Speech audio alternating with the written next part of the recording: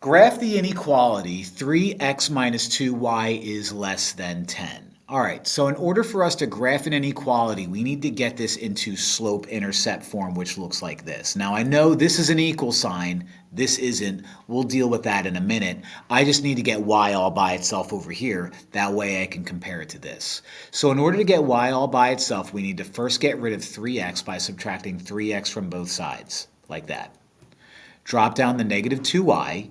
Drop down the less than, and I have 10 and a negative 3x.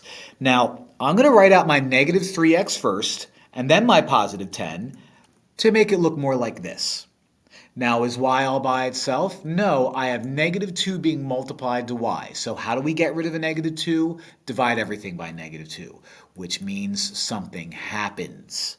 When you take an inequality and multiply or divide by a negative, you flip the sign. Like that. So since we divided by negative 2, less than becomes greater than. Negative 3 over negative 2 becomes positive 3 over positive 2. X comes along for the ride. Positive 10 divided by negative 2 becomes minus 5. Now you look like slope-intercept form. Remember, slope-intercept form says that when y is all by itself, the number in front of x is my slope and the number floating around is my y-intercept. So looking at this problem right here, my slope is going to be 3 over 2 and my y-intercept is going to be negative 5. So you make dots the way you normally would. Start at negative 5, put a point there.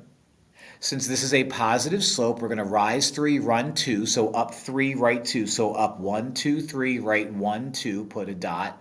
Up 1, 2, 3, right 1, 2, put a dot. Up 1, 2, 3, right 2, put a dot. That's all the points that I can draw. Now, this is where things get different. This is a greater than symbol, which means we have to focus on two things. Since it's a greater than symbol and not a greater than or equal to symbol, we're not allowed to include the line. So we choose the dashed line. A dashed line means the line's not included. So we draw a dashed line through these points like so. Now that's thing number one. Thing number two is this is a greater than symbol, which means you're going to shade everything above the line. Now, when you shade a bunch of points, what you're basically saying is any point that I choose in this green shaded region, okay, any point that I choose in this green shaded region is a possible solution to the original problem.